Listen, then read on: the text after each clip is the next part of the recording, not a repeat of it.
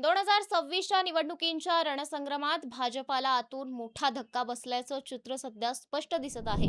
भाजपाचे तिकीट नाकारले गेलेले अमोल बालवडकर हे नाव आज केवळ एका नाराज नेत्यापुरतं मर्यादित राहिलेलं नाही, तर ते भाजपाच्या अंतर्गत असंतोषाचं आणि नेतृत्वाच्या निर्णय प्रक्रियेवर उपस्थित झालेल्या प्रश्नाचं प्रतीक बनलं आहे. निवडणुकीच्या तोंडावर उभा राहिलेला हा वाद भाजपासाठी डोकेदुखी ठरण्याची चिन्ह दिसू लागली आहेत. अमोल बालवडकर यांचा राजकीय प्रवास हा संघटनात्मक कामातून घडलेला आहे. बूथ पातळीपासून मतदारांशी थेट संपर्क, स्थानिक प्रश्नांवर आक्रमक भूमिका आणि कार्यकर्त्यांमध्ये असलेली पकड यामुळे त्यांनी आपली स्वतंत्र ओळख निर्माण केली होती. त्यामुळे 2026च्या निवडणुकीत त्यांना तिकीट मिळवणं जवळपास निश्चित मानलं जात होतं. पण पक्षाने अचानक घेतलेला तिकीट नाकारण्याचा निर्णय अनेकांसाठी धक्कादायक ठरला. नमस्कार, मी तन्वी सुनील आणि आपण पाहत आहात थेट वास्तव. भाजपाच्या तिकीट वाटपाच्या निर्णयामागे नेमकी कारणं काय होती याबाबत पक्षाकडून अधिकृतपणे काहीही स्पष्ट करण्यात आलेलं नाहीये. मात्र अंतर्गत सूत्रांच्या माहितीनुसार गटबाजी, स्थानिक समीकरण आणि नेतृत्वातील बदल याचा परिणाम या निर्णयावर झाला असल्याची चर्चा आहे. याच कारणामुळे अमोल बालवडकर यांच्यासारख्या सक्रिय नेत्याला डावलण्यात आलं असा आरोप त्यांच्या समर्थकांकडून होत आहे. तिकीट नाकारल्यानंतर अमोल बालवडकर यांनी घेतलेली भूमिका हीच भाजपासाठी खरी चिंता ठरली आहे. त्यांनी पक्षावर थेट हल्ला न करता आपल्या समर्थकांशी संवाद साधत लोकशक्ती सर्वोच्च आहे असा संदेश देण्यास सुरुवात केली. हे विधान केवळ भावनिक नव्हे तर राजकीयदृष्ट्या अत्यंत महत्त्वाचं मानलं जात आहे, कारण यातून त्यांनी पक्षापेक्षा मतदारांवर आपला विश्वास असल्याचं स्पष्ट केलं आहे.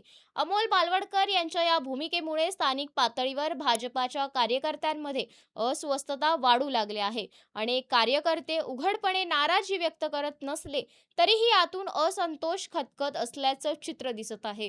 काही कार्यकर्ते प्रचारापासून दूर राहण्याची शक्यता व्यक्त करतायत, तर काही जण अमोल बालवडकर यांच्या बाजूने उघडपणे उभे राहण्याच्या तयारीत असल्याची चर्चा आहे. 2026च्या निवडणुकीत भाजपासाठी प्रत्यक्ष मत निर्णायक ठरणार आहे. अशा परिस्थितीत एका मजबूत स्थानिक नेत्याची नाराजी ही पक्षासाठी महागात पडू शकते. अमोल बालवडकर यांची मतदारांमध्ये असलेली पकड लक्षात घेतली तर त्यांचा प्रभाव निवडणुकीच्या निकालावर थेट परिणाम करू शकतो.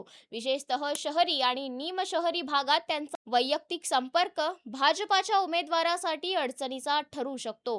या सगळ्या घडामोडींमुळे भाजपाच्या तिकीट वाटपाच्या धोरणांवर प्रश्नचिन्ह उपस्थित झालं आहे. कार्यकर्त्यांच्या मेहनतीपेक्षा काही मोजक्या समीकरणांचं अधिक महत्त्व दिलं जातंय का, असा सवाल आता उघडपणे विचारला जात आहे. अमोल बालवडकर यांचं प्रकरण आता एक उदाहरण असलं तरी अशा अनेक नाराज नेत्यांचा परिणाम एकत्रितपणे भाजपाला सहन करावा लागण्याची शक्यता नाकारता येत नाही. राजकीय विश्लेषकांच्या मते अमोल बालवडकर जर स्वतंत्र भूमिका घेत किंवा अप्रत्यक्षरित्या भाजपा विरोधी वातावरण निर्माण करतात तर त्यांचा फायदा थेट विरोधकांना होऊ शकतो. विरोधी पक्ष आधीच या परिस्थितीकडे संधी म्हणून पाहत असल्याचंही बोललं जात आहे.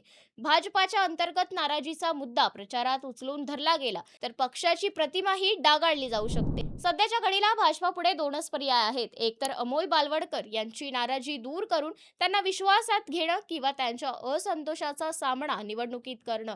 पहिला पर्याय पक्षाला नुकसान टाळू शकतो, तर दुसरा पर्याय भाजपासाठी मोठा धोका ठरू शकतो. कारण निवडणूक जिंकण्यासाठी केवळ नेतृत्व पुरेसं नसतं, तर कार्यकर्त्यांचा उत्साह आणि मतदारांचा विश्वासही तितकाच महत्त्वाचा असतो. अमोल बालवडकर यांचा प्रश्न आता केवळ तिकीट नाकारण्यापुरता राहिलेला नाही. तो भाजपाच्या अंतर्गत लोकशाहीचा, निर्णय प्रक्रियेचा आणि कार्यकर्त्यांच्या भवितव्याचा मुद्दा बनला आहे. 2026च्या निवडणुकीत हा मुद्दा किती मोठा ठरणार हे येणारे दिवसच ठरवतील. पण एक गोष्ट मात्र निश्चित आहे, भाजपाचे तिकीट नाकारलेल्या अमोल बालवडकर यांनी भाजपाला दिलेला हा दणका सहज दुर्लक्षित करता येणार नाही. अशाच वास्तवाची जाणीव करून देणाऱ्या महत्त्वपूर्ण व्हिडिओसाठी लाईक, शेअर, सबस्क्राईब करायला विसरू नका. धन्यवाद.